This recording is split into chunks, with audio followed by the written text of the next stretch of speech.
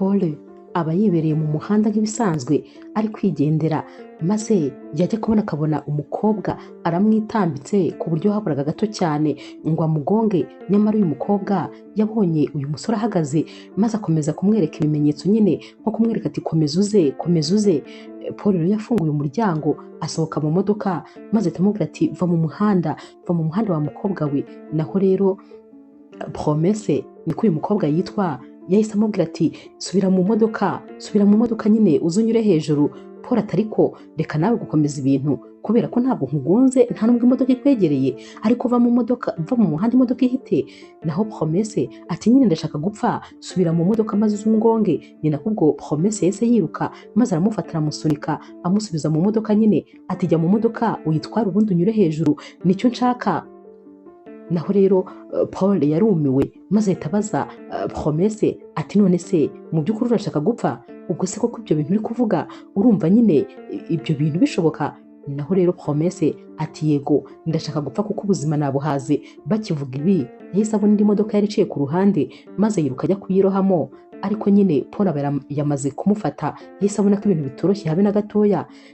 Yabonye rero atamubaza ikibazo afite hano mu nzira maze abaza uyu mukobwa ati none se mbabarira umbwire ibi bintu ufite hano ni ibyawe? Yari afite nyine igikapu. Naho rero Promesse ati yego. Paul yahise amubwira ati injira mu modoka turaza kuvugana. Mu by'ukuri Promesse nta n'ibyo gutinya ati uyu muntu anjyanye hehe, kuko n'ubundi icyo yashakaga byari urupfu.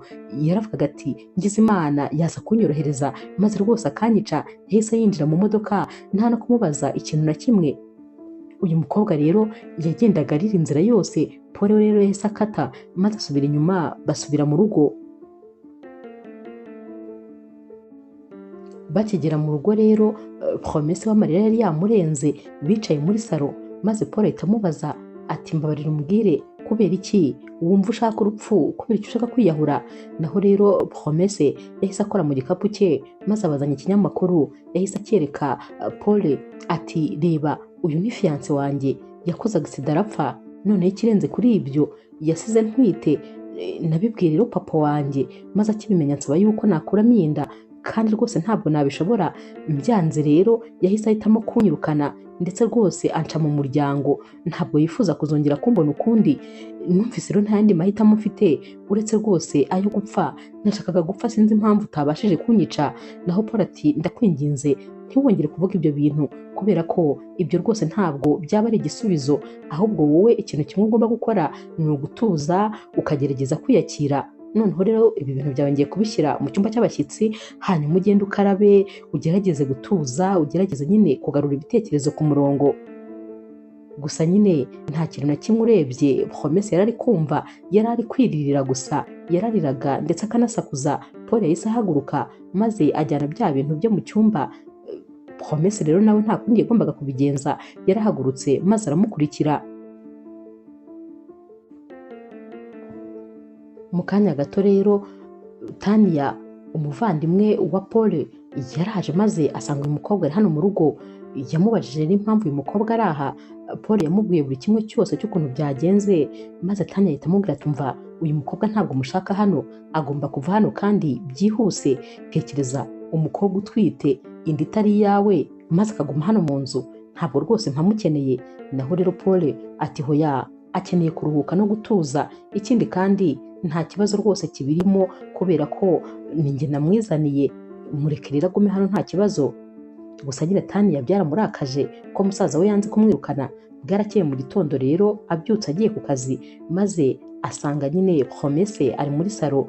Promesse yahise amusuhuza ati mwaramutse neza. Naho Tania ati ceceka ntuzongere kunsuhuza ukundi kubera ko singushaka hano. Wagize amahirwe aba musaza wanjye, iyo aza kuba ari njyewe mba narakugonze maze nkakugira ifu ku buryo batari kubona n'icyo bashyira muri morgue. Gusa nawe ntabwo washakaga gupfa kubera ko iyo uza kuba ubishaka uba warafashe uburozi ukabunywa, ariko kubera ko nyine wifuzaga abantu bakugirira impuhwe niyo mpamvu wagiye mu muhanda kugira ngo bazikugirire.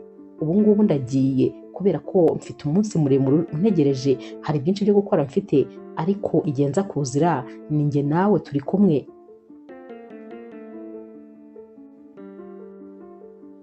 Promesse rero yasigaye yibaza ati ariko se ndanuka cyangwa mfite ikibazo, kubera iki abantu bose ndi kubabangamira muri iyi minsi.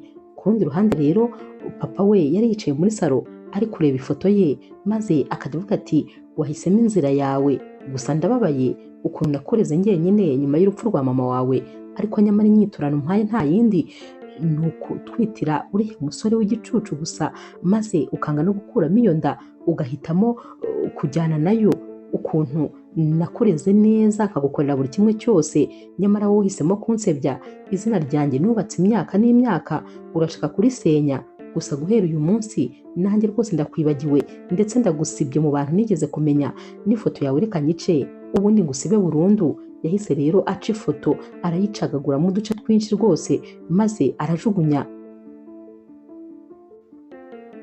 Papa wa Promesse rero akiri kwivugana ajya kumva umuntu arakomanze, ajya kureba ku muryango, maze agahita asanga ni Tania.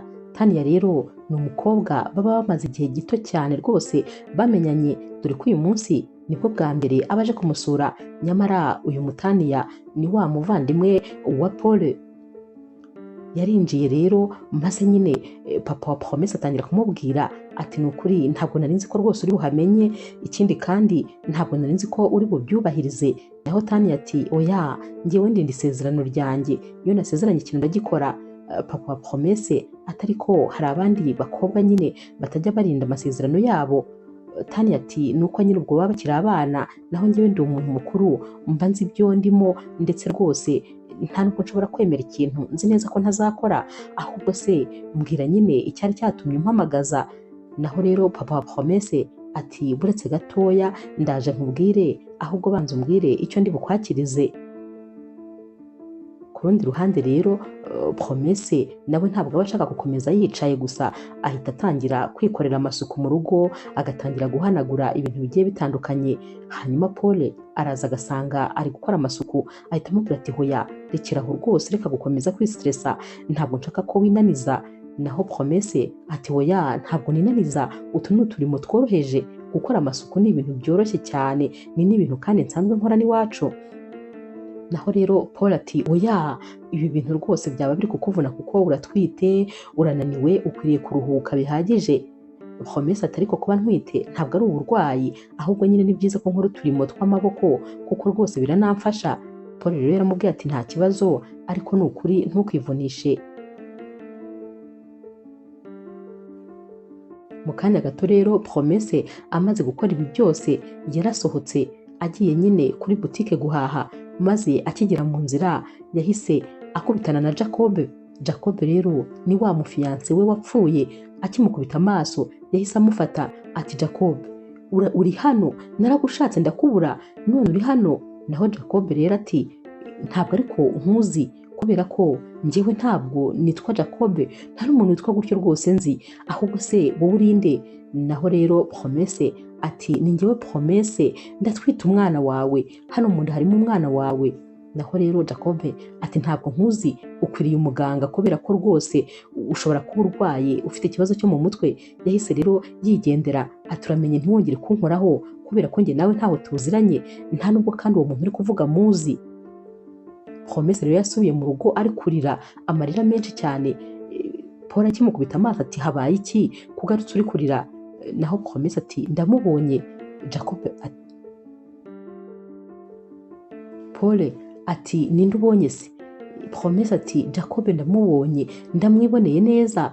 Naho rero Paul ati mana yanjye we, none utangiye kuzajya ubona ibintu bidahari, waramunyiyerekeye yitabye Imana, none uri kumbwira yuko rwose umubonye? Naho rero Promesse ati nibyo rwose ndamubonye, ahubwo nanjye nyobera rwose ukuntu bigenze, gusa yanze kumvugisha, yambwiye ko atanzi, nta n'umuntu azi witwa gutyo. Paul rero yahise amwicaza maze aramubwira ati icara gatoya maze tubanze tuvugane, gusa nanone banza utuze, ariko se ubundi mbwira byagenze bite kugira ngo umenye yuko yapfuye? Naho rero Promesse ati nyine urumva mushuti we niwe wampamagaye maze ambwira yuko yakoze agisida, ni nawe kandi wampaye iki kinyamakuru cyavugaga ko nyine yakoze agisida. Paul ati none se wagiye kumushyingura? Naho Promesse ati ntabwo nigeze mbasha kujyayo kubera ko papa wanjye yari amereye nabi, ntabwo yatumaga hari ahantu na hamwe njya, ntiyigeze atuma njya kumushyingura, hanyuma rero nyine ubwo narabyihoreye.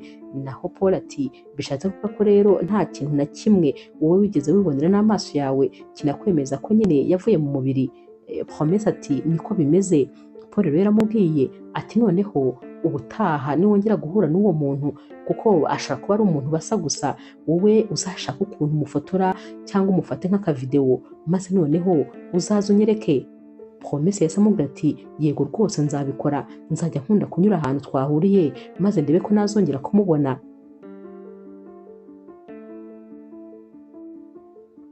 Ku rundi ruhande rero Jacob agera kwa wa mushuti we maze agahita amubwira tumva ni ukuri ibyanjye noneho byose byari bigiye kujya ku mugaragaro, habuze gato uriya mukobwa yansakurije, nabonaga rwose agiye kunteza abantu, iyo ntabona uko niruka ngo mucike ndakeka ko haburaga gato ngo avuze induru maze abantu bahurure, ibi noneho sinzi ukuntu ndi buze kubyikuramo. Naho rero wa mushuti we yahise amubwira ati wowe byihorere, ndaje nshaka icyo gukora ku buryo nyine twongera tukabisibanganya. Gusa nyine wabonaga Jacob yataye umutwe kubera yuko Promesse yari yamumenye. Ku rundi ruhande rero papa wa Promesse atangira kubwira Tania ati hanyuma rero impamvu naguhamagaye hano nagira ngo nkubwire ko rwose iminsi tumaze tuziranye numva rwose ndi kugenda nkwiyumvamo umunsi ku wundi, ndumva ntangiye kugukunda. Tania rero byaramushimishije cyane maze ahita amubwira ati ni ukuri biranshimishije kubera ko nanjye nkwiyumvamo. Bakomeje kuganira rero umwanya maze papa nyine wa Promesse atangira gutembereza iyi nzu yose Tania agenda amwereka ibintu bigiye bitandukanye. Bageze mu cyumba cye maze Tania batangiye kubona ibintu by'agaciro byari biri muri kino cyumba. Yagize atya rero ababonye isaha nziza kuko yari iri ku kameza iruhande rw'igitanda, yaramubwiye ati iyi saha se ko ndeba ari nziza kandi rwose ndabona ishobora kuba ari isaha ihenze cyane. Naho rero papa wa Promesse ati cyane irahenze rwose. Yahise abaza Tania ati none se wayikunze? Tania ati cyane nayikunze birenze, ufite ibintu byiza gusa. Papa rero wa Promesse yahise amubwira ati iyo saha nta kibazo rwose, niba wayikunze wayijyana. Tania kubyakira byaranze maze atangira kubyina ati urakoze cyane, ati ubuse ko kubaye iyanjye. Naho papa wa Promesse ati cyane ni iyawe rwose guhera kano kanya. Yahise ayambara rero yishimye maze nyine aha bizu papa wa Promesse ati urakoze cyane mukunzi, hanyuma rero ndagiye, gusa ntabwo nzatinda rwose kugaruka n'ubundi kugusura. Papa wa Promesse ati urakoze cyane, wumve ko rwose nishimye kandi ndakwishimiye ni ukuri. Mu kanya rero Promesse aba yicaraniye na Paul muri salo. Paul yibereye ku kazi kuri mashine, Promesse ari kumubwira ati mba numva nanjye nifuza kuzaba nkawe.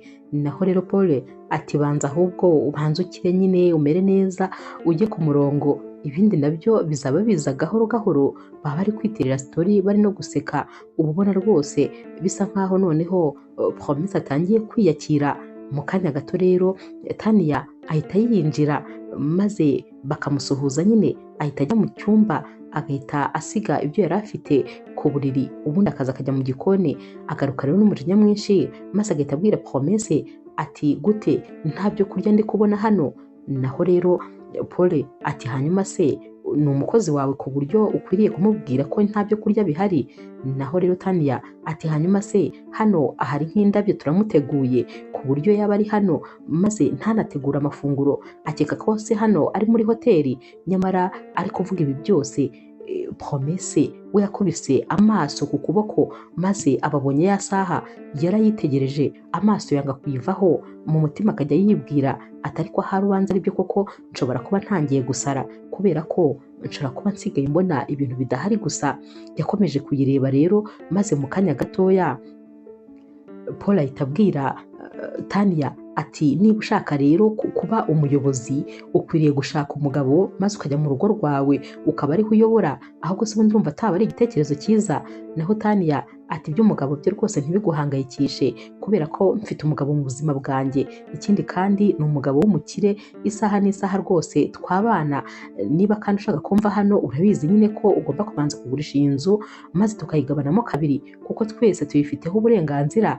Sinzi ukuntu rero yakubise amaso kuri Promesse maze asanga ari kureba isaha adahumbya, yahise amubaza ati wowe se uri kureba iki? Ati uri kureba isaha yanjye ihenze? Ati uri uyireba kubera ko yaba wowe ndetse rwose n'abo ukomokaho n'abaza gukomokaho bose ntabwo mwakwiteranya ngo mubashe kugura iyi saha kuko irahenze cyane. Nyamara Promesse wari uri kuyireba yitegereza yari yamaze kubona ko isa nk'isaha ye, gusa nanone yatekereje ko ahari atangiye gusara, ko ashobora kuba ari kureba ibintu bidahari, ku buryo yanicecekeye ntabwire Paul ibi bintu byose yari amaze kubona.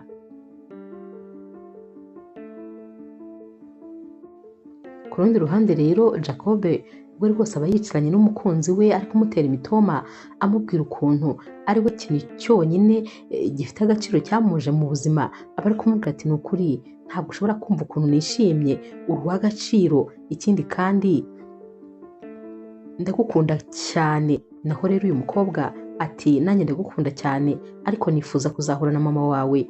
Jacob ati mama wanjye ararwaye ararembye ariko rwose namara gukira nta kibazo nzabahuza. Ubona rero ari kumutera imitoma dore ko nyine aba ari umukunzi we mushya.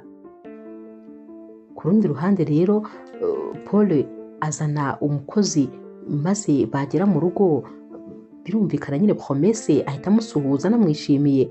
Paul ahita amubwira ati uyu rero nzanye n'uzajya adufasha imirimo ya hano mu rugo. Promesse ati ariko sinumva impamvu muzanye kubera ko nari mbishoboye. Paul ati hoya ndifuza ko nyine wakwiyitaho ukaruhuka bihagije, uyu rero azajya adufasha nta kibazo. Ntabwo rero Promesse aba abishaka kuko rwose nawe aba yumva byose abishoboye, ariko nanone Paul aba yifuza ko nyine uyu mukobwa yatuza maze ntakore iyi mirimo yose yo mu rugo.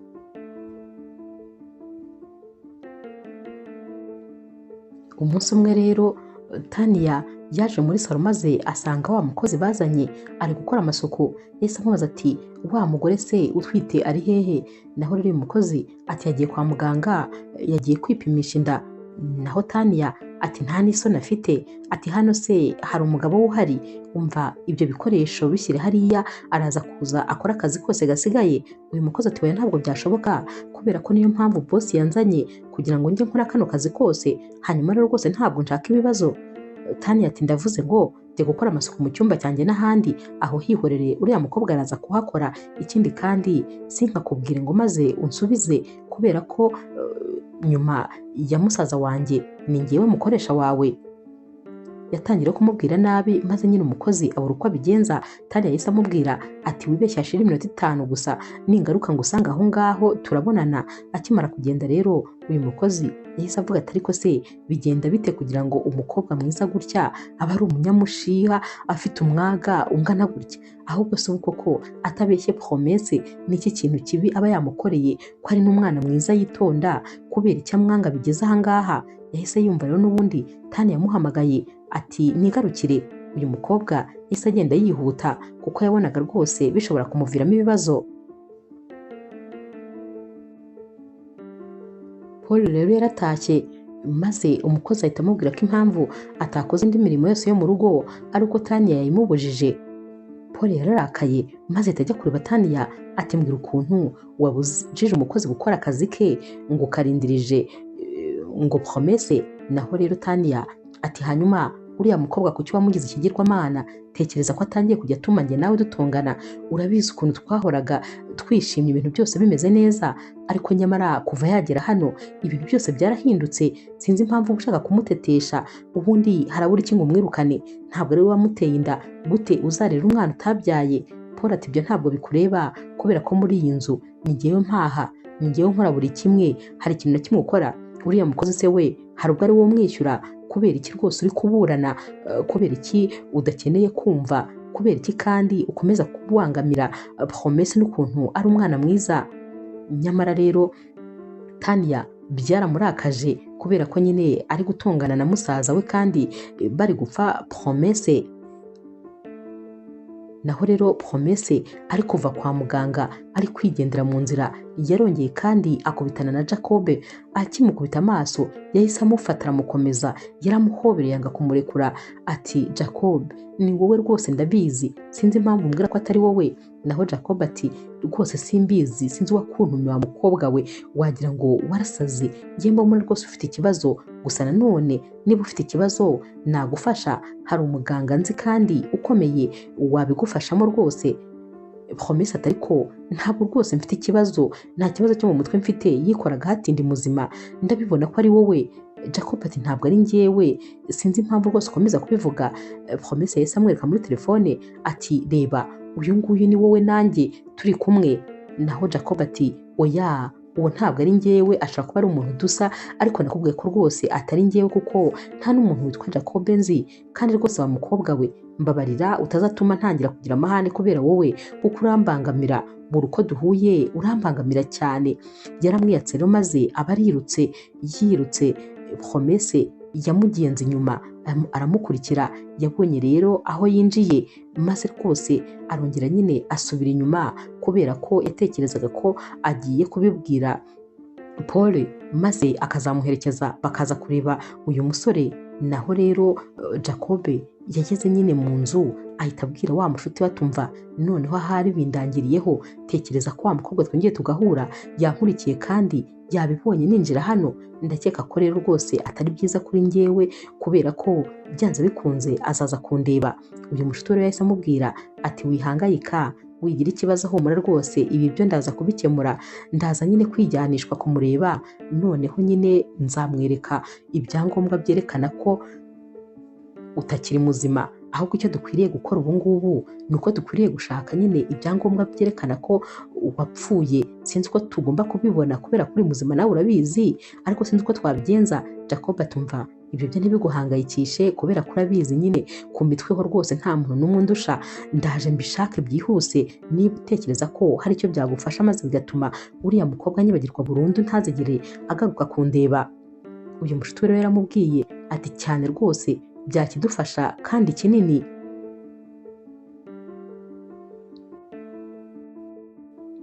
Uyu musore rero w'inshuti ya Jacob yafashe telefone maze ahamagara Promesse. Promesse rero yaritabye maze ahita amubwira atumva tekereza ko nanjye nashakaga kuguhamagara kandi byihutirwa. Naho rero uyu musore ati yewe nanjye ndagushakaga byihutirwa. Promesse ati ni ukuri ndishimye kubera ko rwose ubanza umpamagariye igihe cya nyacyo. Uyu musore rero yamubwiye ko yamurangira ko ari maze akaza kumureba kubera ko rwose hari ibyo yifuza ko nyine bavugana. Promesse yaramubwiye ati nta kibazo, yamurangiye rero ahantu ari maze ahita anabibwira nyine Paul ko hari umushuti wa wa mukunzi we ugiye kuza kumureba, ko ari we ari bubwire ibintu byose maze bakumva icyo abitekerezaho. Uyu mushuti rero wa Jacob yaraje maze bamuha karibu muri salo.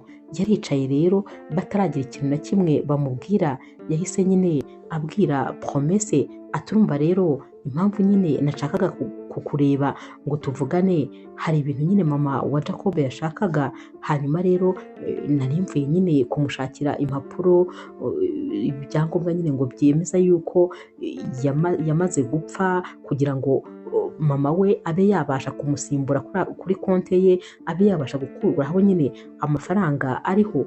Akibivuga rero Promesse yahise amubwira ati ngo iki, ati impapuro, ati none se wazibonye? Naho rero uyu mushuti wa Jacob ati cyane nazibonye. Ubwo yahise abimwereka rero ari icyangombwa nyine cyerekana ko uyu musore yamaze gupfa. Ati dore ibingibi nyine nibyo ngomba gushyira mama we, gusa numvaga nyine ngomba kubikubwira nkawe nk'umukunzi we kugira ngo utazayoberwa uko byaba byaragenze, uko konte ye yaba yarakoreshejwe nyuma yo kugira ngo ave mu buzima.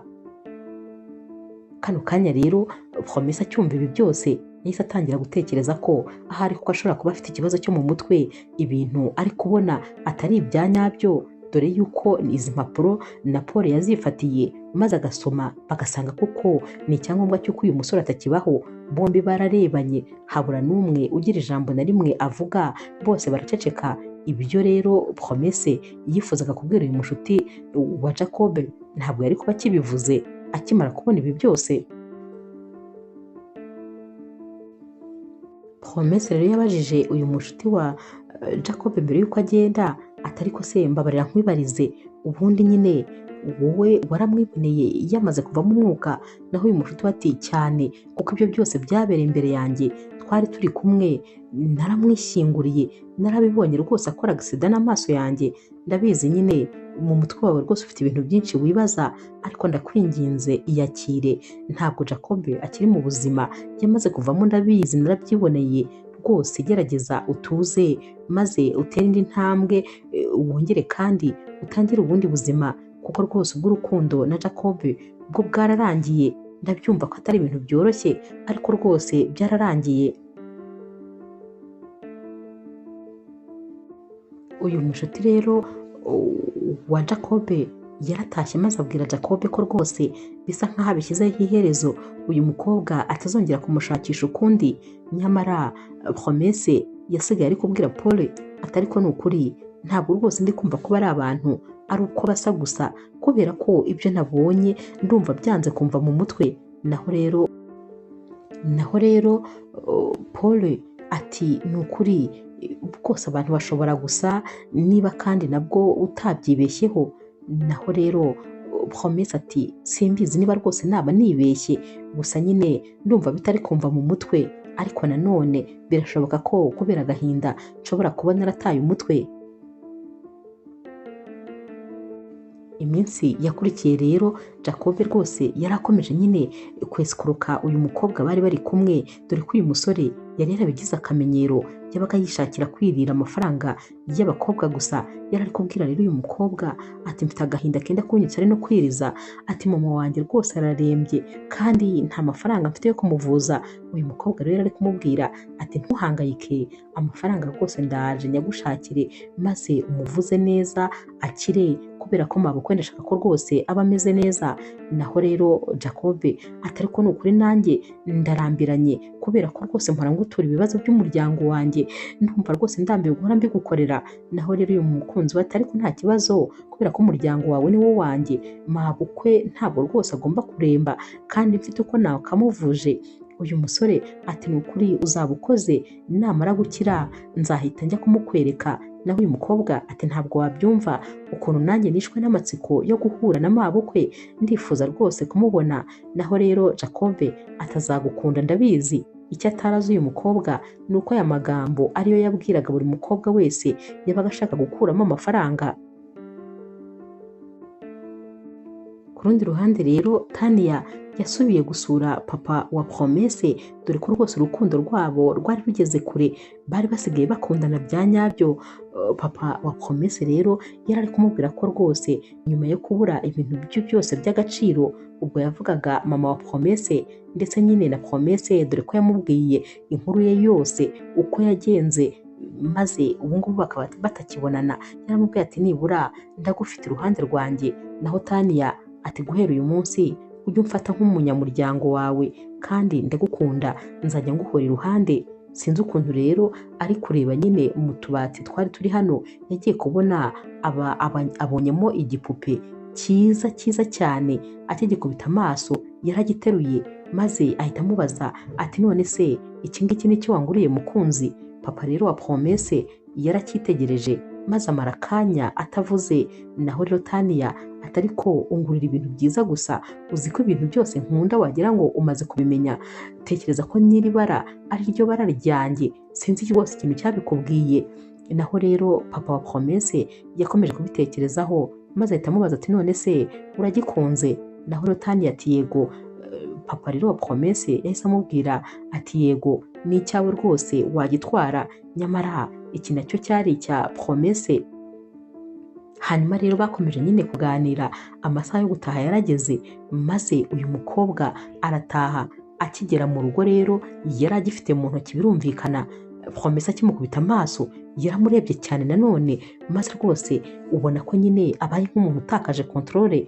Tania yaramubaje ati ariko wa mukobwa we ubu ndeba iki, ubu ureba se ibintu byiza mba mfite, wowe nyine urabizi ko nta kintu na kimwe ufite, uri umukobwa nyine w'inyatsuri aho ngaho, njyewe mfite shira wanjye w'umukire cyane, ikindi kandi angurira buri kintu cyose nshaka, byaba ari ibintu bihenze, ubu uri kureba kino gipupe se, wikuri kukireba rwose kuko amafaranga kigura wowe ntabwo wazapfa uyakoreshejeho n'imitwe y'intoki, ndakeka ko no mu bwana bwawe utigeze ugira ikintu cy'agaciro nk'iki ngiki, iki rero njyewe shari wanjye yarakinguriye, nanone kandi promesse yaracyitegereje neza neza abona rwose gisa n'ike, ariko kubera ibintu byari biri kumubaho muri iyi minsi yari asigaye atekereza ko ahari ashobora kuba rwose asigaye yibeshya ku bintu cyangwa akaba abona ibintu bidahari, gusa nanone yakomeje kubitekerezaho. Uyu mukozi wabo rero wari wamubonye yitegereza uyu mukobwa cyane, yaramubajije ati ariko ko ndeba uri kwitegereza cyane Tania, habaye iki? Naho Promesse ati rero ibintu biri kumbaho ntabwo nzi ko nabisobanura, gusa sinzi impamvu njya kubona nkabona neza uyu mukobwa azanye hano ibintu bisa nk'ibyo nari mfite mbere y'uko nza hano, gusa nyine buriya birashoboka ko yenda ari ibintu bisa cyangwa se mba nabyibeshyeho, ariko nanone mba numva rwose ntangiye kuvangirwa noneho bikomeye. Umunsi umwe rero papa wa Promesse aba yicaye ari wenyine maze agatangira gutekereza ku mwana we, aba ari kwibaza ariko ni hehe natsinzwe, kubera iki rwose umwana wanjye yanguranye abandi bantu atazi, kubera iki yahisemo uriya mwana w'umuntu wapfuye aho kugira ngo ahitemo papa we, haba hari icyo ntakoze se? Gusa ari gutekereza ibi byose impuhwe za kibyeyi zarongeye ziragaruka, maze afata telefone atangira kumuhamagara, gusa kano kanya ntabwo telefone ye yari iri gucamo, yatangiye kwibaza niba rero Promesse yaba yaramuborotse, gusa nanone ntabwo yari afite uwo kubibaza kano kanya. Nyamara rero ku rundi ruhande Promesse yari afite agasakoshi ke ari kwitemberera mu muhanda, umujura rero yamututse inyuma maze abamwambuye ka gasakoshi agenda yiruka, Promesse yamwirutseho ariko uyu musore aramusiga, gusa nawe ntabwo byamuhiriye kubera ko yagize imbere, kubera ukuntu yirukaga atareba maze imodoka ibiramukubise, yarashwanyaguritse ku buryo nyine batigeze bamenya ngo yarinde. Hanyuma rero umuntu watoraguye kano gasakoshi barebyemo maze basanga ibyangombwa biriho nyine Promesse n'amazina ya papa we, dore ko papa we yari umukire cyane wari uzwi. Uyu musore yahise agenda yerekeza iwabo nyine wa Promesse, yarakomanze, papa ati ni karibu, yarinjiye maze ahita amubwira ati aka gasakoshi rero tugakuye ku nzira, nyirako imodoka yamugonze arashwanyagurika, bahise bamujyana muri morgue, gusa nyine twabonye ibyangombwa bye biriho izina ryawe, dukeka ko ahari waba umuzi, niyo mpamvu tubikuzaniye. Yarabifashe rero maze atangira nyine kureba telefone ndetse n'ibyangombwa, yahise amubwira ati oya ntabwo bishoboka, uyu ni umukobwa wanjye, ari hehe? Naho uyu musore ati yamaze kuvamo umwuka kare. Yahise ahaguruka yihuta ati njyana maze njye kureba, gusa uyu bari bagonze yari yashwanyaguritse bikabije ku buryo batigeze banamenya yuko burya bwose atari umukobwa. Naho rero Promesse ubwo yahise asubira inyuma yihuta maze nyine asubira mu rugo, yageze rero ahita abwira Paul atumva umujura aranyibye, atwaye buri kimwe cyanjye cyose, atwaye telefone yanjye n'ibyangombwa, nta kintu na kimwe nsigaranye, ubu se koko nzongera gukuraho indi telefone n'ukuntu nta mafaranga mfite? Nyamara Paul we yahise amuhobera atangira kumukandagura amureba ahantu hose, ati wowe se umeze neza, nta kintu wabaye? Naho Promesse ati oya ntacyo nabaye, ariko ibintu byanjye byose barabijyanye. Paul atumva ibyo byihorere, ubuzima bwawe nibwo bw'agaciro, naho ibyo byose nibishakwa, ikindi kandi telefone ntuhangayike rwose, nzakugurira indi bidatinze, wowe nyine upfa kuba umeze neza gusa. Promesse rero telefone ye niyo yari imwibabarije, ati nibyo se koko uzangurira indi? Naho rero Paul ati cyane rwose, ati ahubwo se mbabarira umbwire umeze neza cyangwa tujye kwa muganga urebe ko nta kibazo wagize. Promesse ati oya nta kibazo na kimwe nagize, nta nubwo yari azi ko wa wundi wamwibye byarangiye imodoka imugonze. Papa rero wa Promesse agahinda karagiye karamurenga maze ahamagara Tania, niwe muntu wenyine yari asigaranye yo kubwira ibibazo bye. Baricaye rero muri salo maze aramubwira ati ni ukuri ndababaye, umutima wanjye urababaye ntabwo ushobora kubyumva, ahari umwana wanjye ntaza kumwirukana mu rugo ubu ngubu rwose aba akiriho, ubundi gute nisanze aha hantu, gute byageze aho nirukana umwana wanjye, ndumva ntazabyibabarira kubera ko rwose ndi kumva wagira ngo uru rupfu ni njye naruteje. Agahinda rero kari kamwishe, Tania yageragezaga rwose kumwihanganisha ariko ntabwo byari byoroshye, dore ko yari ari kumubwira ati ni ukuri nanjye nakabaye nishimira guhura n'umukobwa wawe, ahari twari kumenyana maze tukaba inshuti. Icyo atari azi ni uko rwose bari baziranye, yabaga yanamusize mu rugo ndetse yamufataga nabi cyane, akamubwira amagambo mabi, akamukoresha imirimo myinshi cyane kandi anatwite. Ibyo rwose ntabwo yari abizi. Papa rero wa Promesse we rwose yari yishimiye guhura kuba yarahuye n'uyu mukobwa kuko yabonaga ari umwana mwiza cyane. Yari ari kumubwira ati iyo muza guhura wari kumukunda, ubundi umukobwa wanjye yari umwana mwiza cyane, gusa nyine uriya musore ubundi niwe waje kunkorera amakosa yose, nyamara nawe yarapfuye, ariko umukobwa wanjye byaramunaniye kumwikuramo ku buryo rwose byatubereye imbarutso yo gutandukana. Undi munsi rero Promesse aba yibereye mu nzira ari kugenda, maze yajya kubona akabona yongeye guhura na Jacob, aba ari kumwe n'undi mukobwa bafatanya rwose agatoki ku kandi. Yarongera ahita agenda aramuhobera nk'ibisanzwe, atari ko rwose Jacob kubera iki uba ugerageza kwigira nk'aho utanzi. Naho rero Jacob atari ko wa mukobwa we rwose uri umusazi, njyewe ntabwo nitwa Jacob. Uyu mukobwa rero bari kumwe yahise amubwira ati wibeshye cyane, ntabwo ari uko yitwa, maze ahita amubwira izina. Naho rero Promesse yahise amubwira ati nyamara rwose urabeshya kubera ko ubushize izina wambwiye siryo umbwiye uyu munsi, none se ubundi ufite amazina angahe? Naho Jacob yakomeje kumugira umusazi ati iryo ngiryo akubwiye sheri wanjye ni naryo kandi nakubwiye, nyamara rwose niba ukeneye gusara uyu muhanda ni munini, wakabaye ushaka ahandi usarira, ntunsarireho. Yahise yifatira akaboko rero umukunzi we maze amusaba ko bakwigendera bakava hano. Nyamara Promesse yari ari kumubwira ati ndabizi neza ko ari wowe, ahubwo rwose sinzi impamvu udashaka kubyemera.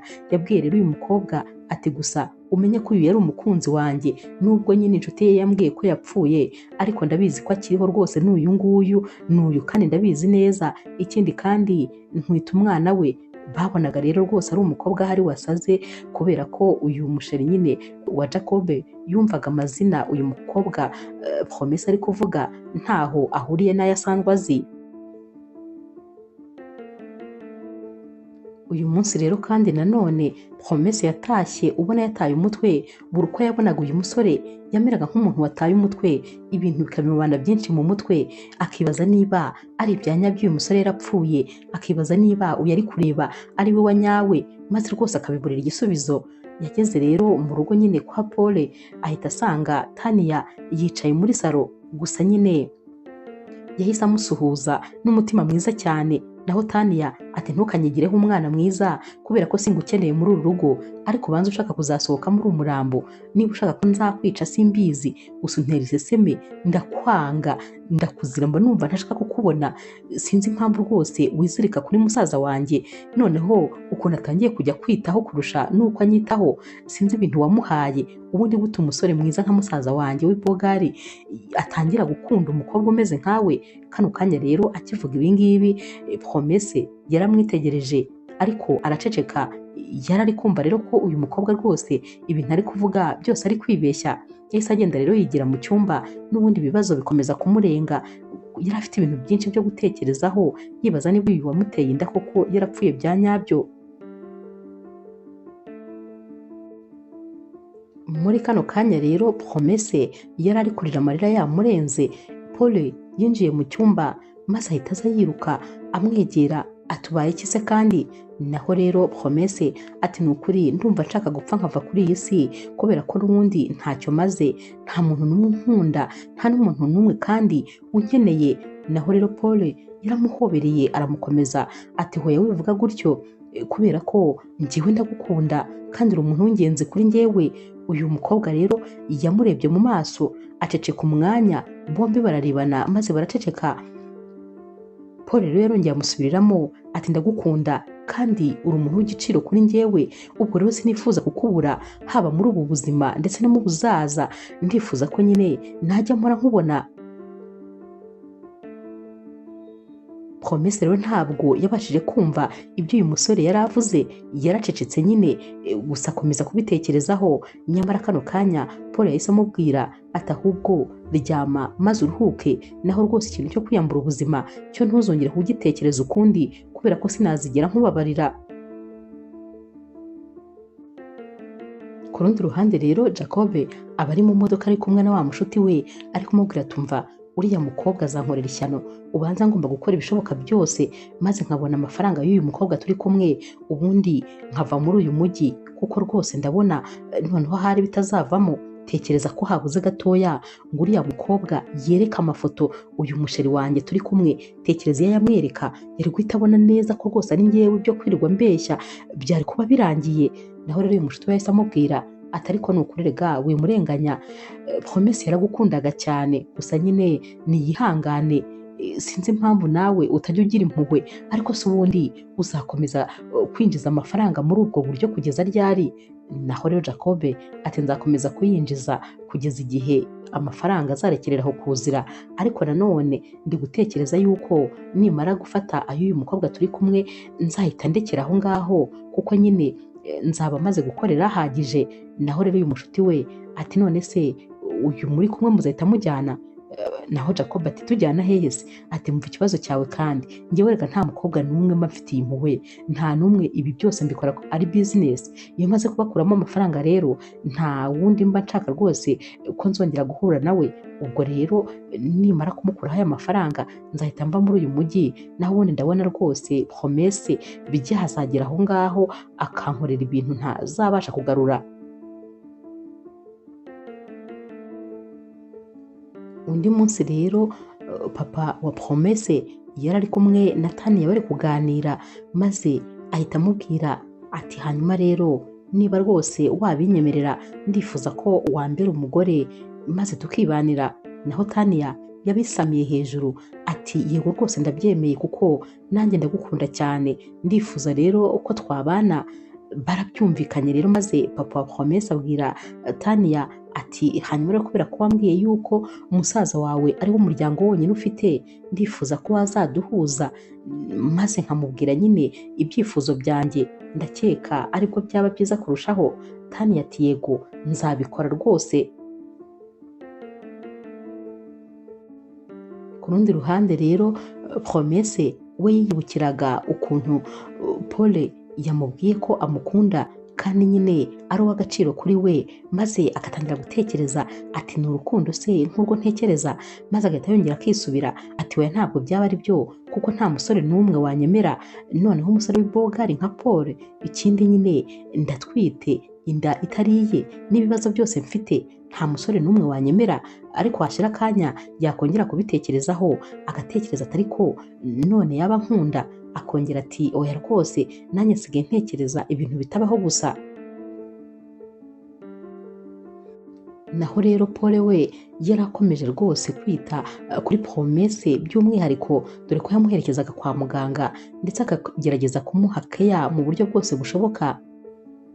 Umunsi umwe rero Jacob yari ari mu rugo, maze yumva umuntu arakomanze.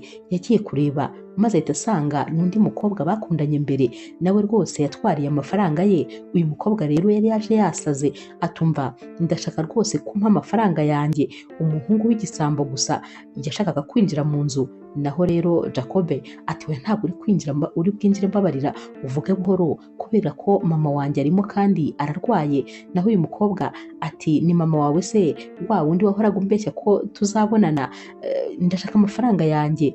Naho rero Jacob ati ariko wibagiwe ko se njye nawe dukundana? Nyamara ari kuvuga ibingibi wa mukobwa bari kumwe ubu ngubu yarasohotse yumva abantu bari gusakuza, maze arungurukira ku muryango. Yumvise rero ibintu Jacob ari kuvuga, ko mu nzu harimo mama we ndetse ko akundana n'uyu mukobwa, maze arakomeza arumva. Yarakomeje atega amatwi, gusa yatunguwe n'ukuntu yumvise uyu mukobwa wundi ari kubwira Jacob ko yamutwariye amafaranga kandi menshi, none akaba yaramaze nyine kumwihakana.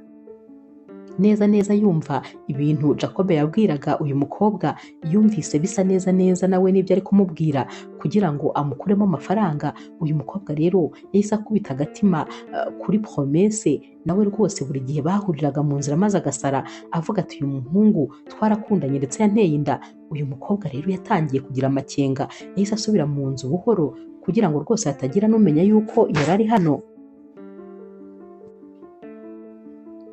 Jacob rero yasubiye mu nzu maze wa mukunzi we amubaza uwo bavuganaga hanze, yamubwiye ko rwose ari umuntu wari wayobye. Uyu mukobwa rero yahise atangira kumva ukuntu uyu musore ari kumubeshya. Uyu musore rero yakomeje kugerageza kumwaka amafaranga, ariko uyu mukobwa agerageza nyine kumuha impamvu ziri gutuma atayabona vuba, nyamara yari yatangiye kumukemanga. Yahise rero atekereza nyine wa mukobwa bigeze guhura akajya batesha umutwe, ubwo yatekerezaga Promesse ko rwose yazamushaka maze akamusaba amakuru. Yafashe rero telefone ya Jacob maze ahigamo nimero y'uyu mukobwa ariko arayibura. Kubw'amahirwe rero umunsi umwe ari mu muhanda yagiye kubona abona Promesse ari kwitemberera, nawe yarahagaze. Promesse akimukubita amaso ati ariko ni ukuri mbabarira rwose, ntabwo ngishaka amahane, ntabwo nzagaruka mu buzima bwanyu, naramuretse burundu rwose, sinzongera kubateza akavuyo. Naho rero uyu mukobwa yaramubwiye ati hoya, ntabwo ari ibyo rwose, sinifuza kukugirira nabi, nta n'ikindi kintu nifuza. Naho rero Promesse ati nta kibazo na gito se dufitanye. Uyu mukobwa ati hoya, ahubwo nyine nashatse nimero zawe muri telefone ya Jacob maze ndazibura. Ariko ubwo ntabwo yamubwiraga ko ari Jacob, nyine yamubwiraga irindi zina. Ati hanyuma rero nifuzaga ko nyine njye nawe twazahura maze tukaganira, hari ibintu nifuza ko tuganiraho. Promesse ati niba nta kibazo kibirimo, utanakinshakaho amahane, nta kibazo rwose, niba nyine utakindakariye ko nabatejeho akavuyo mu nzira. Uyu mukobwa ati nta kibazo na kimwe. Promesse rero yahise amuha nimero ze ati nta kibazo, wazampamagara tukavugana maze tugapanga tugahura.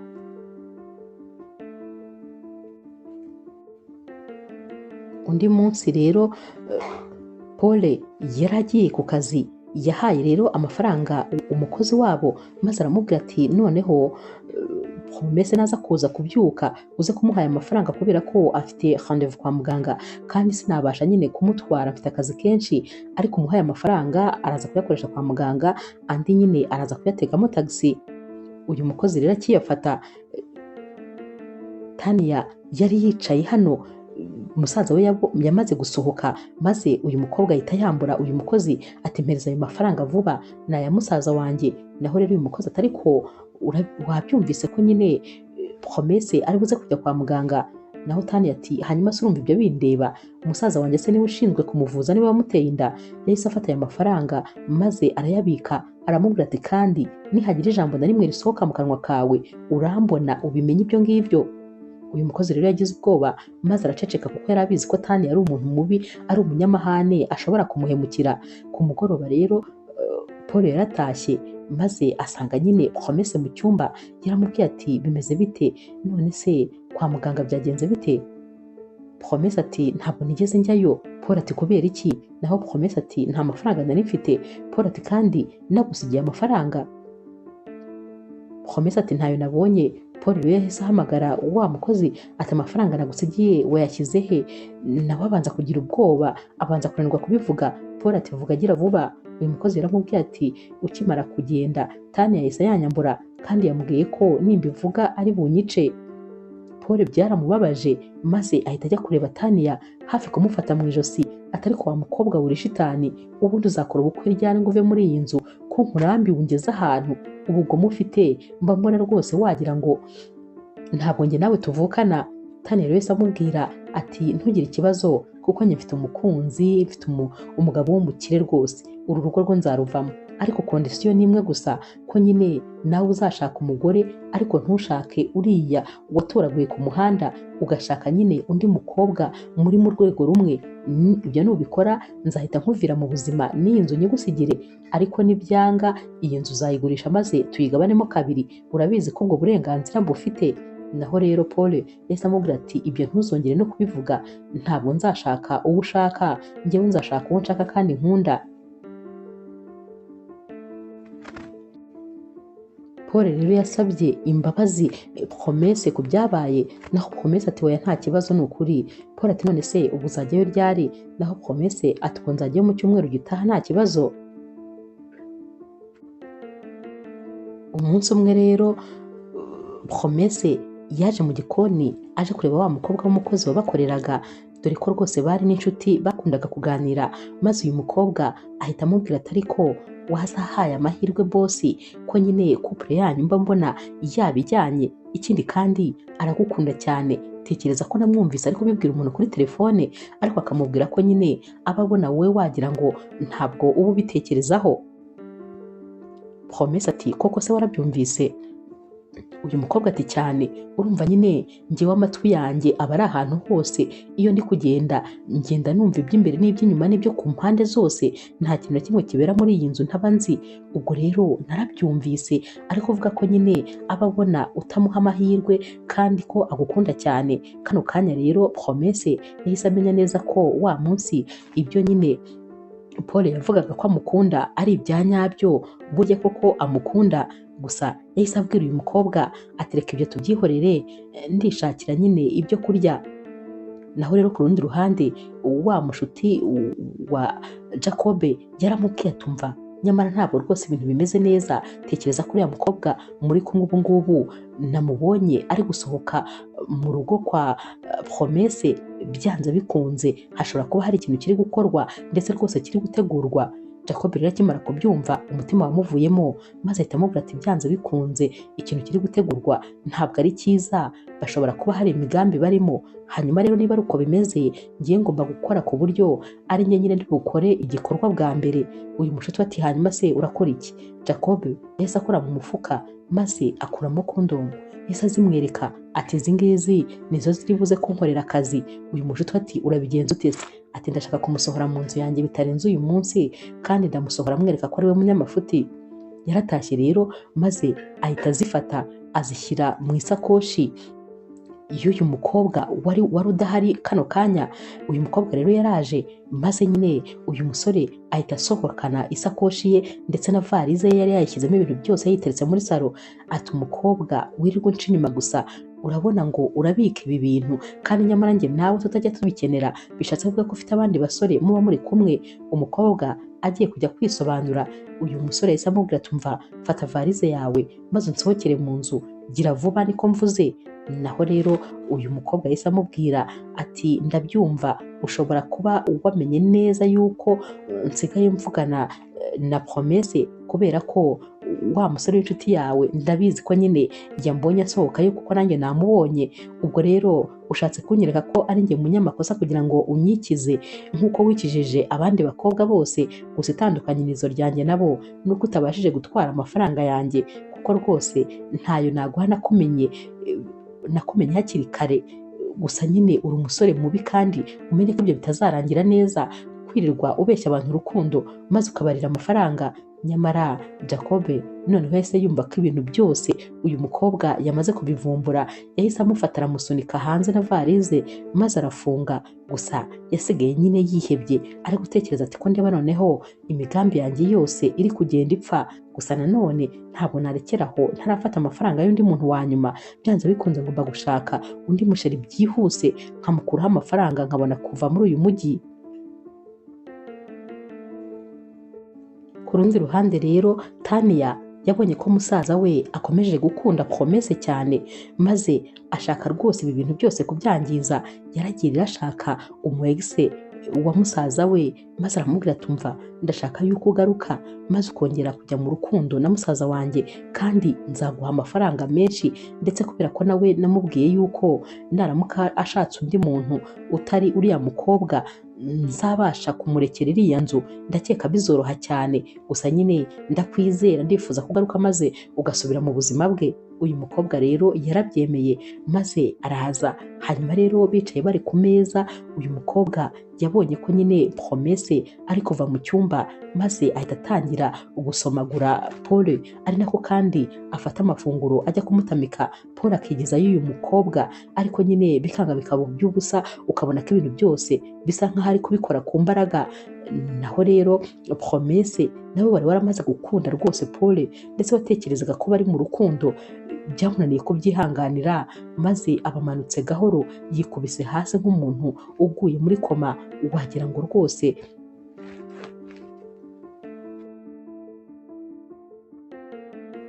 Paul yarahindukiye maze asanga uyu mukobwa ntabwo ari guhumeka, dore ko nyine yari yaguye hasi yarambaraye. Yahise amuterura maze amujyana kwa muganga, gusa nyine ntabwo byigeze biba byiza kubera ko byarangiye nyine basanze umwana yagize ikibazo ndetse birangira n'iyi nda ivuyemo.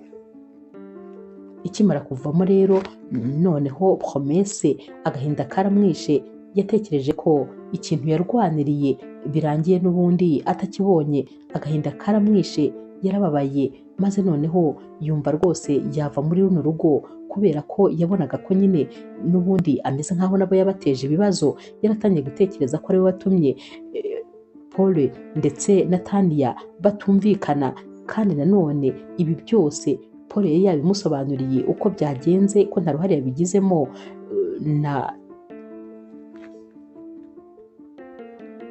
Promesse amubwira ko byose yabibonye, ariko nanone ko rwose mushiki we atamukunda habe na gatoya. Nyamara rero Paul yari ari kumwihanganisha, yaramubwiye ati ni ukuri ndagukunda cyane cyane rwose, ndagukunda nubwo atari cyo gihe cyiza cyo kubikubwira, ariko nanone ukwiriye nyine kuruhuka, ntabwo rwose ugomba kuva hano, ngomba kukwitaho bishoboka byose, naho mushiki wanjye mwihorere, iyi nzu ni iyanjye kuko ni njye mukuru kuri we. Ikindi kandi ninjye nkora buri kimwe cyose hano, ninjye mpaha, ninjye nishyura umukozi, ubwo rero ntabwo akwiye rwose kukubangamira. Promesse rero n'ubundi nta handi ho kujya yari afite, uko byagenda kose iyi famiye niyo yari yaramwakiriye. Ikindi kandi Paul yari umusore mwiza, ari umwana mwiza cyane, yagiraga umutima mwiza, yamwitagaho mu buryo bushoboka bwose.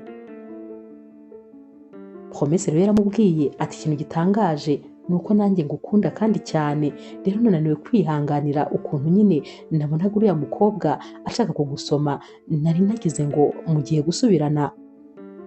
Paul ati ntabwo ariko bimeze, ibyo byose ni imigambi ya mushiki wanjye kubera ko nyine ashaka kunkura mu buzima bwawe, kandi n'ukuri ntabwo bishoboka.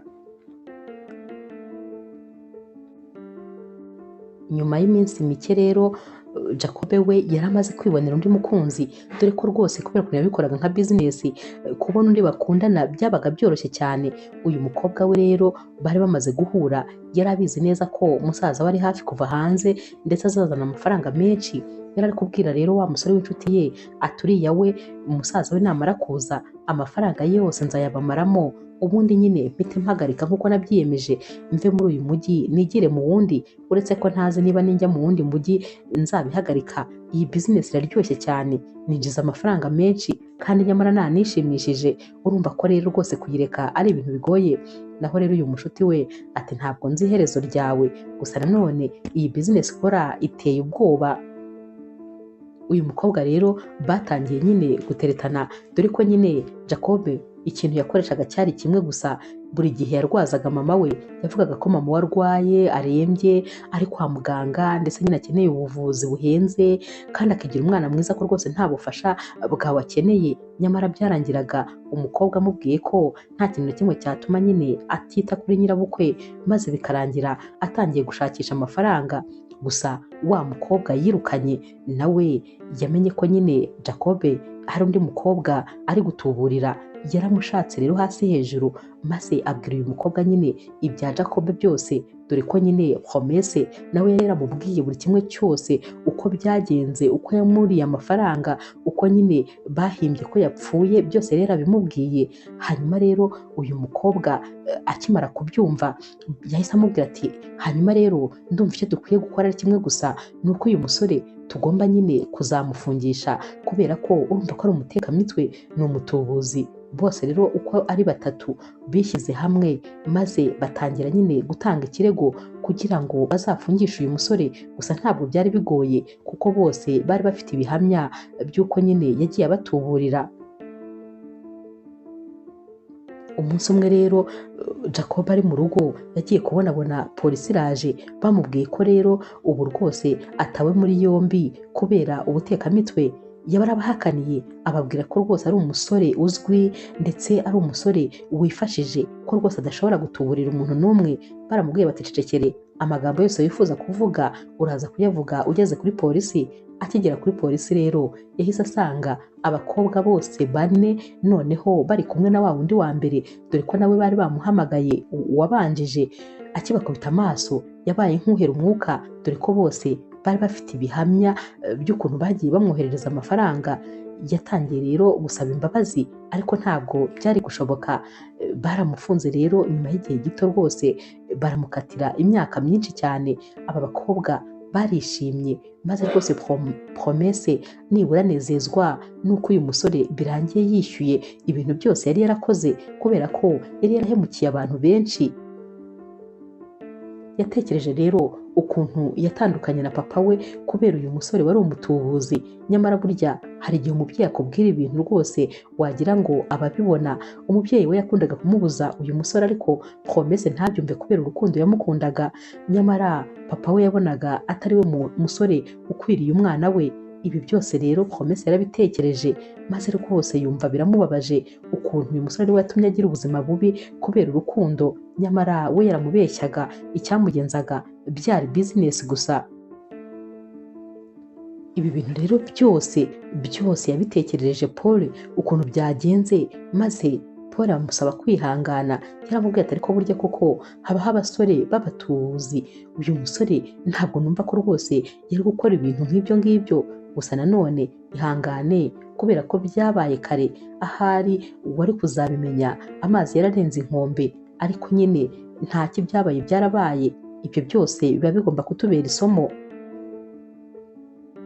Promesse rero yaramubwiye ati gusa icyiza nuko nari naramaze n'ubundi kumusiba mu bitekerezo byanjye, kubera ko umutima wanjye narawukweguriye. Ni wowe musore wenyine nsigaye nkunda, ni wowe wenyine kandi wananyitayeho igihe nari nkeneye umuntu wo kunyitaho. Gusa ngusezeraniye ko nzagukunda kandi ntazigera nkubabaza.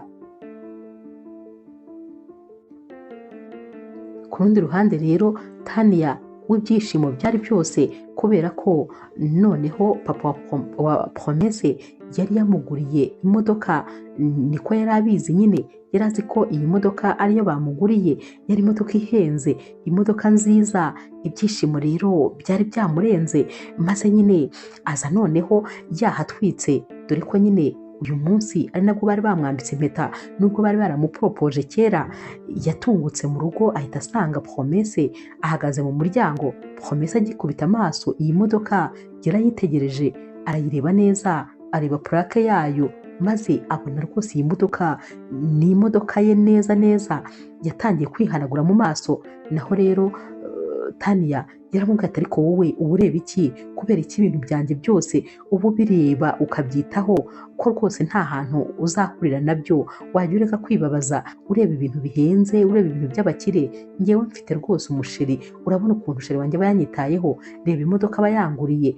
Ureke wowe uba wihoma ku basore batanagukunda, abasore utanazi, ubuze uba ubihomaho gusa batanagushaka.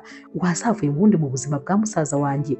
Nyamara ibi yabwiraga Promesse nta na kimwe yumvaga, kubera ko Promesse ibitekerezo byari byagiye. Ari kwibaza niba nanone ari kurota, niba yarataye umutwe cyangwa niba iyi modoka koko ari iye bya nyabyo. Yakomeje no kwireba adahumbya maze Tania yiyinjirira mu nzu. Wa mukozi yabajije Promesse ati ko ndeba wagira ngo ibitekerezo byawe byagiye. Promesse ati ntunyiteho kuko ikigaragara cyo ntangiye gusara. Sinzi impamvu ibintu byose uyu mukobwa azana hano muri runo rugo mba mbona ari ibintu nari ntunze bwa mbere.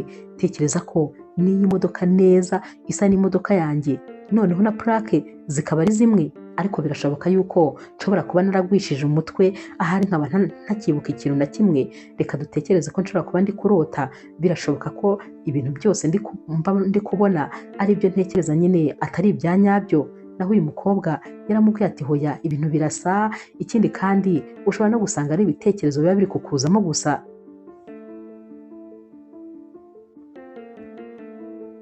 Nyuma y'iminsi mike rero iba ari anniversaire ya Promesse. Hanyuma Paul yamubwiye ko yifuza ko nyine bazaserebura anniversaire ye hano mu rugo nyine nk'umuryango. Paul rero yatangiye kubyitegura, maze umunsi umwe nyine abwira Tania ati ndifuza ko wazaba uhari maze tugasereburana aniveriseri ya Promesse.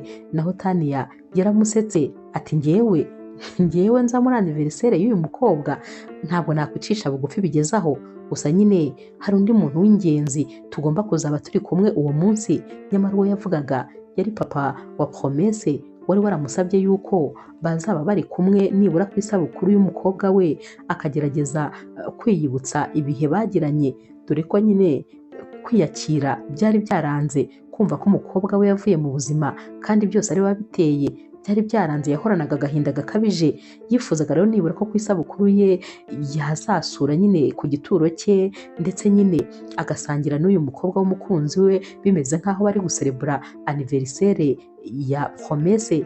Uyu mukobwa rero yahise abibwira musaza we ati mfite umuntu w'ingenzi tugomba kuzaba turi kumwe, naho rwose mwebwe ntabwo naba ndi muri iyo myanda yanyu.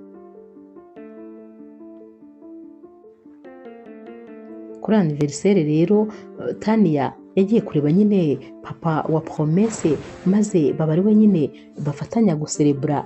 Tania rero yari ari kumwihanganisha ndetse rwose amubwira ati hangane, gusa nakifuje rwose kuba umukobwa wawe agihari, ubu tukaba tuziranye. Naho rero papa wa Promesse ati agahinda mba numva kenda kunyica kubera ukuntu byose byanturutseho. Naho rero ku rundi ruhande Paul ndetse na Promesse bo rwose baba baryohewe, nubwo aniveriseri baba bari kuyiserebura ari bo babiri gusa, ibintu byose biba bimeze neza, dore ko Paul aba yateguye amafunguro, yateguye buri kimwe cyose mu rugo, yahateguye yahadekoye haryoshye cyane. Baraserebuye rero maze Promesse ahita amubwira ati ntakubeshye, iyi niyo rwose aniveriseri nkorewe maze nkumva biryoshye, ndakubwiza ukuri uyu munsi wakoze kunshimisha, ndumva rwose nishimye.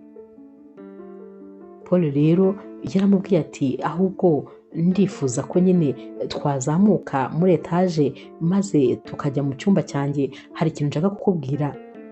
Baragiye rero, bagezeyo Paul yasabye uyu mukobwa ko yakwicara ku buriri. Uyu mukobwa rero yaricaye, maze Paul amusaba ko yafunga amaso.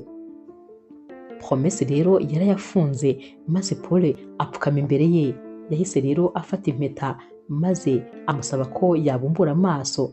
Promesse akibumbura amaso yasanze uyu musore yapfukamye, maze ahita amubwira ati ndagukunda cyane cyane rwose, rero ndifuza ko wambera umugore. Naho Promesse ati ntabwo ushobora kumva ukuntu uyu munsi ubaye special kurenza indi yose, gusa nanjye ndagukunda kandi ndifuza rwose nanjye ko wambera umugabo. Bose rero barasetse, maze Promesse ahita amuhereza ikiganza, yamwambitse impeta, maze akomeza amubwira ati hanyuma rero ni ukuri uyu munsi nifuzaga no kugushimira. Ubwo ni Promesse wari uri kubwira Paul ati ndagushimiye kubera ko uriya munsi utigeze utuma mva mu buzima, utigeze utuma niyahura. Natekerezaga ko nta bindi byishimo nzongera kugira, ariko nyamara burya rwose imbere yanjye hari heza, guhura nawe byari biri mu mugambi w'Imana, niko mbitekereza. Paul rero yaramubwiye ati nanjye ahubwo ndagushimiye ko uriya munsi wemeye kujyana nanjye kandi nyamara utanzi. Naho rero Promesse ati impamvu nemeye kujyana nawe nuko n'ubundi nashakaga gupfa, natekerezaga ko hari n'ubundi uri buze kunyica. Paul yahise amubwira ati gusa byose buriya nyine byari destin yacu, gusa wumve ko wazanye ibyishimo mu buzima bwanjye. Nta mukobwa n'umwe nari narigeze nkunda nk'uko ngukunda, ariko ukimara kuza mu buzima bwanjye nese numva ibintu byose bihindutse, ndetse numva rwose ari cyo gihe cyo kugira ngo noneho mbe nagusaba ko umbera umugore, kubera ko ntari narigeze mbona umukobwa w'inzozi zanjye. Aba bombi barongeye barahoberana, ibyishimo byari byose. Bahise rero bakomeza guserebura uyu munsi, wari umunsi udasanzwe kuri bo. Uyu munsi rero Paul yabwiye Promesse ati none se mukunzi, ko twiyemeje gutera indi ntambwe mu buzima, tukaba twiyemeje kuzabana, hanyuma ndifuza kumbwira ninde muntu nzaha inkwano zawe. Naho rero Promesse ati ibyo ntabwo ari ngombwa, ntabwo ari ngombwa rwose ko tuzakora nyine ubukwe bwo gusaba no gukwa, ahubwo tuzajya kwisezeranira mu murenge gusa ubundi turekere aho ngaho. Naho rero Paul ati hoya, ibyo ntabwo byaba bihagije, ariko ni ukuri nicyo gihe cyo kugira ngo umpuze na papa wawe, ariko ukwiye kubabarira papa wawe ndetse rwose ukajya kumureba. Naho Promesse ati oya, mbabarira ntuzongere kumumbwira ukundi, kuri njyewe yarapfuye ntabwo akibaho, ariko nanjye kuri we narapfuye. Hanyuma rero rwose iyo sije tuyihorere, papa wanjye yarampemukiye, yaranyirukanye, yananiwe kunyihanganira, ntabwo rero niteguye kumubabarira. Iminsi rero yaragiye irisunika, maze nyine Tania ndetse na papa wa Promesse bapanga umunsi nyine papa wa Promesse agomba kuzahurira na musaza we, kubera ko ibintu byose byari byararangiye, baramwambitse impeta, bari bashigaje rero guhura na musaza we maze bakaba bakumvikana n'igihe ubukwe buzabera ndetse n'inkwano y'uyu mukobwa. Tania rero yabwiye musaza we nyine ko fiancé we yifuza kuzaza kumureba. Umusaza we yamubwiye ko nta kibazo. Bahanye umunsi rero, maze uwo munsi imyiteguro nyine yari yose. Tania yari yashyushye ari kuvuga nyine ibyo bari buhahe n'ibyo bari butegure, ndetse rwose uyu munsi yabwiye nyine Promesse ko agomba kuza kuba ari mu gikoni maze agafasha uyu mukozi gutegura buri kimwe cyose. Yakoze amasuku, arategura, akora buri kimwe. Promesse yari umukobwa mwiza, uca bugufi, witonda kandi rwose wumvira, nubwo rwose yabaga atabanye neza na Tania, ariko yageragezaga kumubera icyitegererezo. Uyu mukozi rero yaramubwiye ati ariko Promesse, ntabwo njya nkumenyera ukuntu nyine Tania kubanira nabi, ukuntu akubwira amagambo mabi n'ukuntu agukoresha ibintu bibi, ariko wowe ni ukuri buri gihe uramworohera ukamufasha, nta na rimwe yagusaba serivisi ngo yange. Naho rero Promesse ati rega, njyewe nzi neza yuko kwitura inabi umuntu ntacyo byakugezaho, ubwo rero rwose ntabwo nabaho mpanganye na Tania, ahubwo ngomba kumubera urugero rwiza kugira ngo nawe umunsi umwe azabone ko kuba umugome, kugira ubugome nta na kimwe byageza ku muntu. Bamaze gutegura rero, Promesse ahita yigira mu cyumba. Naho rero Tania yambaye neza, birumvikana nyine na musaza we bari bicaye muri salo. Papa rero wa Promesse yarakomanze, maze Tania ahita ajya kumufungurira. Yakundaga uyu mugabo koko bya nyabyo, nta nubwo yamukundaga byo kumukura amenyo, yaramukundaga bya nyabyo. Uyu mugabo rero yarinjiye, bamwubashye cyane, bamuha ibyicaro maze batangira kumwakiriza nyine ibyo kunywa. Tania yamweretse rero umusaza we ndetse rwose arabahuza, barishimirana cyane. Papa wa Promesse aramubwira ati gusa nyine ufite musaza wawe mwiza, ndabona rwose namwishimiye. Hanyuma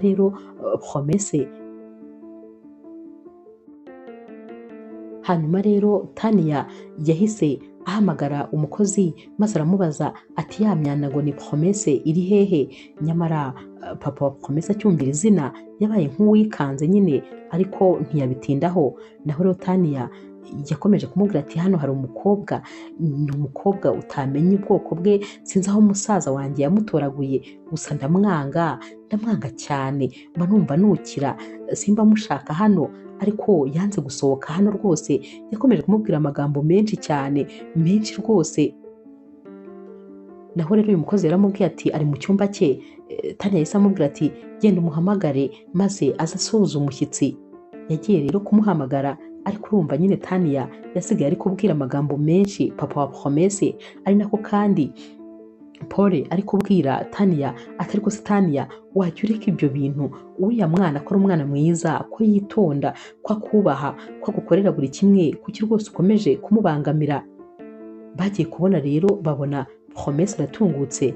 Agitunguka yahise akubitana amaso na papa we, bose bararebanye, maze bisa nkaho rwose Promesse abaye pararize, uko yari ahagaze kunyeganyega biranga.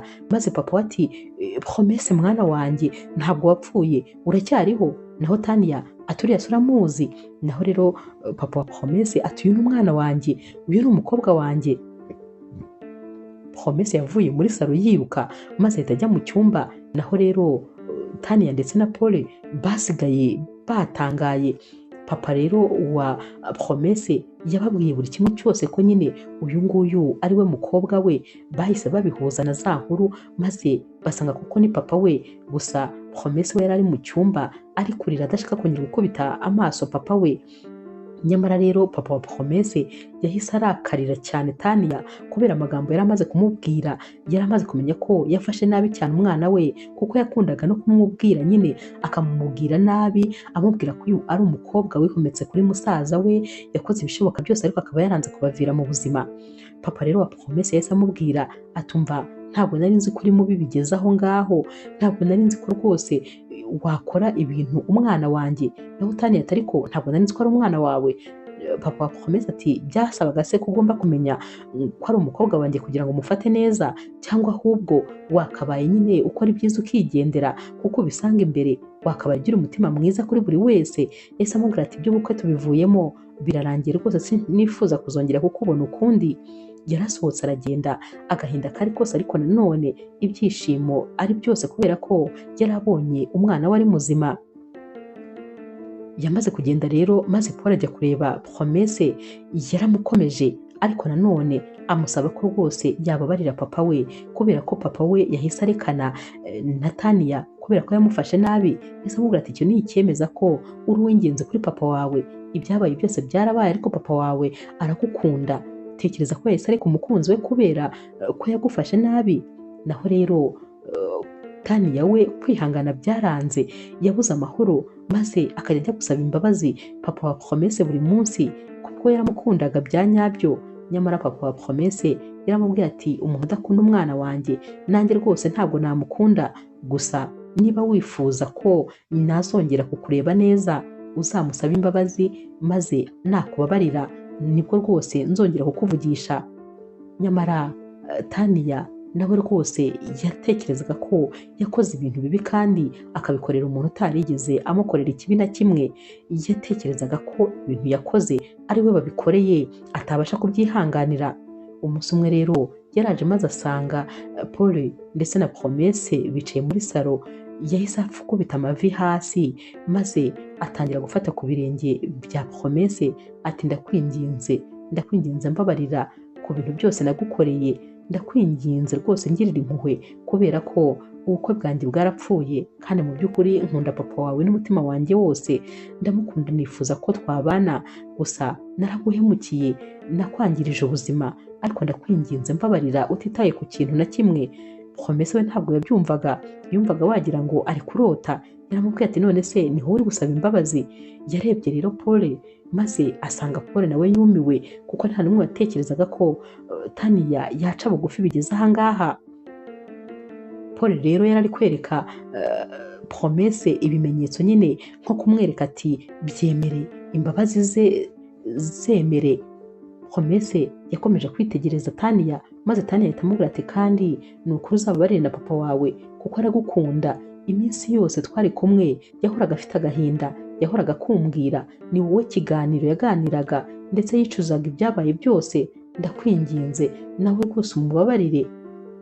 Promesse rero yaramubwiye ati mwese ndabababariye kubera ko kubabarira nyine nibwo bumuntu, gusa nizere ko na rimwe utazongera kugirira umuntu nabi igihe cyose we rwose yagerageje kukwereka neza. Tania yaramubwiye ati sinshobora kuzongera na rimwe. Yarahagurutse rero maze barahoberana, yaramwishimiye ndetse amubwira ko amwakiriye mu muryango, guhera uyu munsi agiye kumushyigikira muri buri kimwe cyose. Ibyishimo rero byongeye gutaha muri uyu muryango, maze kandi Tania asubira nyine kureba papa wa Promesse. Yamubwiye ko bamaze kwiyunga ndetse ko nawe yamubabariye. Yongeye rero kumutumira mu rugo nyine kwa Paul. Papa rero wa Promesse yaraje maze aba bombi noneho bateranira muri salo bari kuganira, ndetse rwose papa wa Promesse ari gushimira cyane Promesse wari wamubabariye, anashimira kandi Tania wabashije kongera kubahuza. Yashimiraga kandi cyane Paul witaye ku mukobwa we akamuha keya ndetse wemeye kumukunda igihe abantu bose bari bamutaye. Mbese wabonaga afite ibintu byinshi byo kubwira uyu muryango kuko yabonaga ko ari umuryango w'indashyikirwa. Yari ari kubwira rero Paul ati guhera kano kanya ubu ngubu nyine uri umukwe wanjye, ariko se nanone ubwo ngewe ndishyi cyawe nanjye se ndi umukwe wawe? Mbese nshobora kuba rwose mfite imimaro myinshi kuri wowe, ubwo ndi sobukwe, ariko nanone niba ndi umukwe wawe nanone ko ngiye gushakana na mushiki wawe simbizi. Yavuze ibyo rero maze baraseka babiteramo story, gusa nyine byari ibyishimo hano, ndetse yari ari kubabwira ati nzabashyigikira kuri buri kimwe, ubukwe bwanyu bwose, buri kimwe cyose muzaba ari ngewe muzakibaza, kandi rwose mwana wanjye ndagukunda cyane, ndetse Imana ishimwe ko yongeye kukungarurira, kubera ko iyo ugenda ukagumayo sinari kuzabyibabarira, nari naniwe gushira agahinda, ariko kuba nongeye kukubona ndakubwiza ukuri rwose ndakwishimiye. Naho rero Promesse ati ariko nanjye papa ndagukunda cyane kandi cyane rwose. Iyi miryango rero byarangije nyine ibaye imiryango imwe, kubera ko papa wa Promesse yakoze ubukwe na Tania, ndetse nyine Paul nawe akora ubukwe na Promesse. Byari ibyishimo rero gusa, ndetse Promesse yari yarongeye kwishima, ibyishimo yari yarabuze kera byari byarongeye kumugarukira, ndetse birenga ibyo yari yarigeze kugira undi munsi uwo ari wo wose. Inkuru yacu y'urukundo rero naho tuyisoreje. Mwakoze kuyikurikira. Niba ukunda inkuru z'urukundo zica kuri Zasha TV, ntukagende udakoze subscribe, like, share na comment. Ni inkunga ikomeye kuri twebwe. Ndabakunda cyane rero nk'ibisanzwe.